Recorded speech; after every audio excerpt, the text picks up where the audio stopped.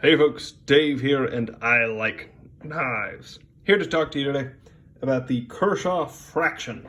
This is an interesting, fascinating little buddy that I heard about and was very excited for when first announced. I'm not sure what the first knife that I was legitimately excited about was.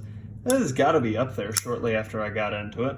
Anyway, let's see how big it is. This is the Fraxion compared to the Ontario Rats number 1 and 2.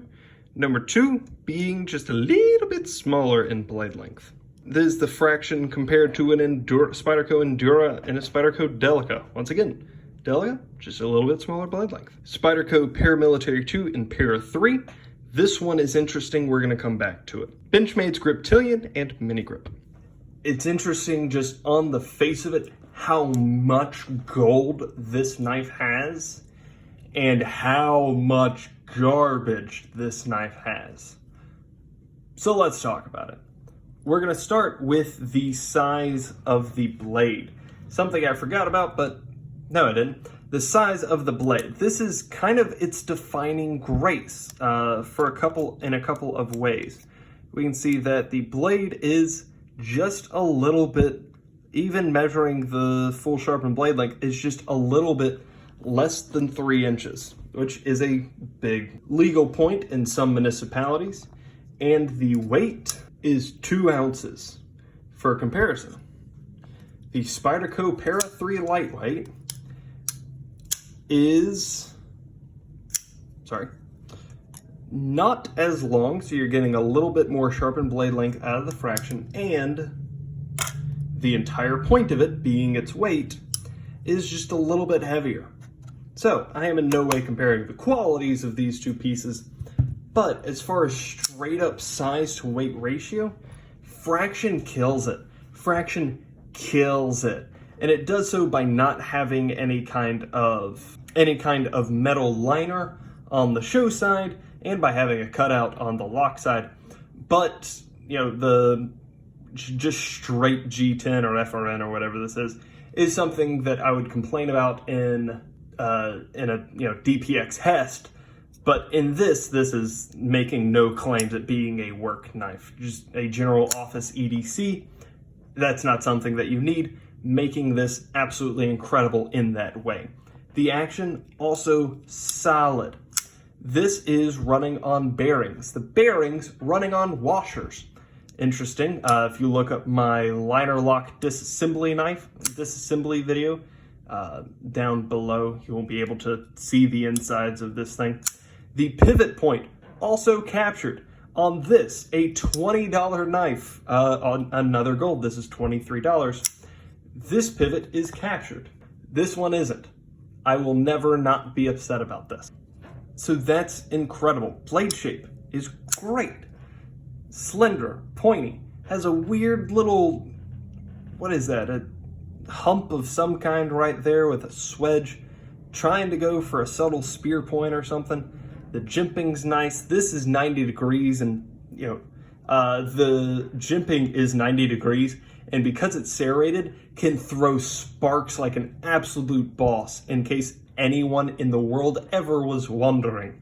But because it's serrated, it really eats through your ferro rod. That was a fun afternoon.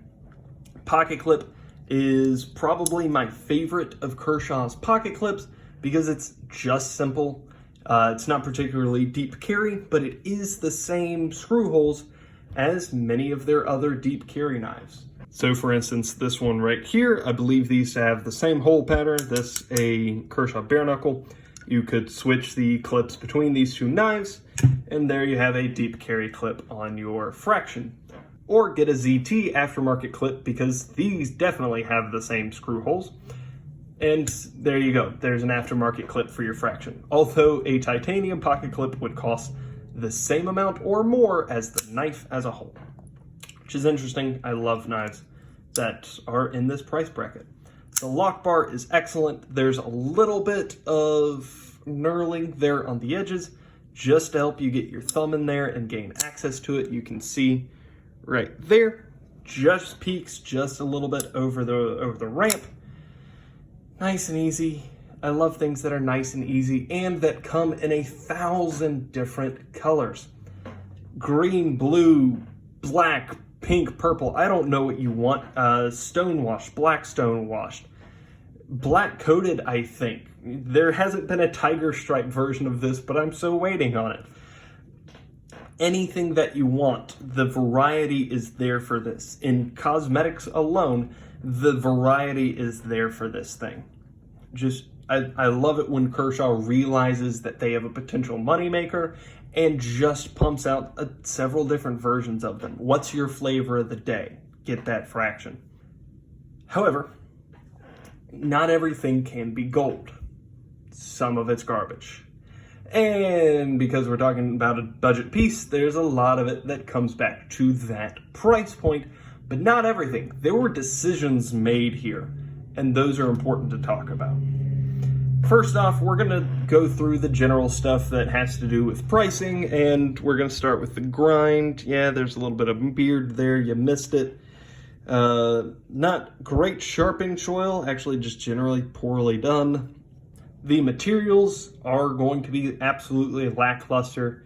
8CR13 MOV blade, G10 or FRN. I don't particularly care. I think it's actual G10 handles, but I super don't care.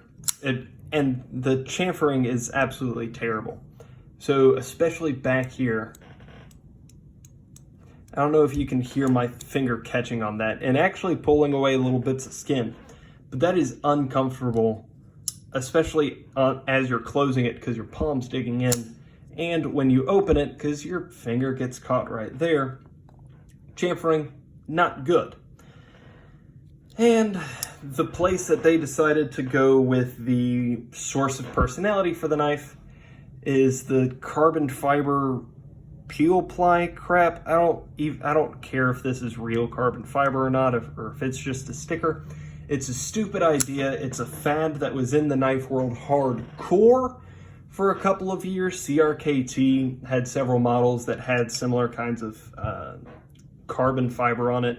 Kershaw has put out a ton of models with carbon fiber on it, and I hope that it's dying and that it's dead, because carbon fiber does no one any good, and I don't like the look of it, blah, blah, blah. Some of this is my opinion. No bueno. The fake carbon fiber is just trash. I don't know what you're doing or what do you think this makes the knife better? I don't know what you think it does.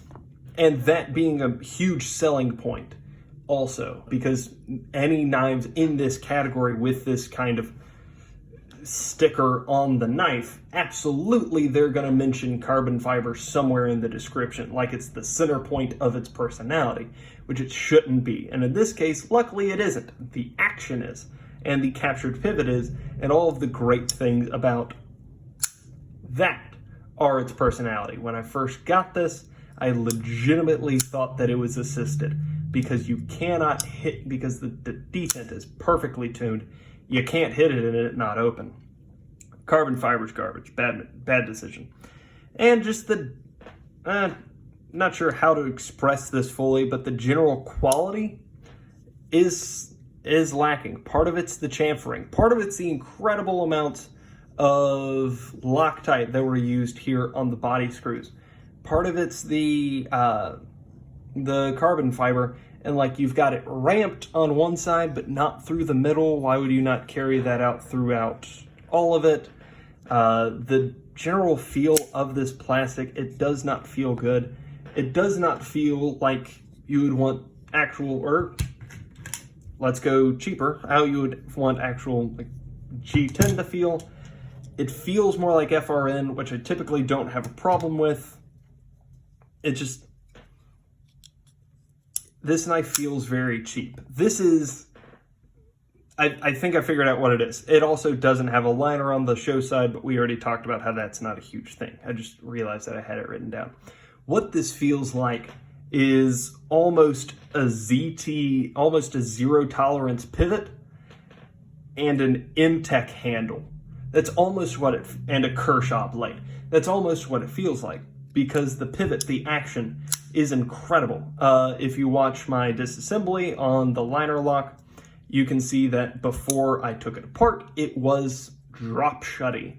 But I have this way over tightened because on a liner lock, that's not something that I particularly value. But I think that's what it feels like. This is a decent blade with a great handle, with a great pivot, with a crappy handle. I think that's where I'm coming. I think that's where I'm coming at from for this, which for $20, for $23, $25, whatever it is not a bad go. It's not a terrible decision. I mean, it's a good knife. I carried this a lot just a couple of years ago, but the handle messes with me. I can't do the handle. I cannot do the handle. If you have any questions, comments, concerns, or stories, let me know down below. And other than that, y'all have a great day.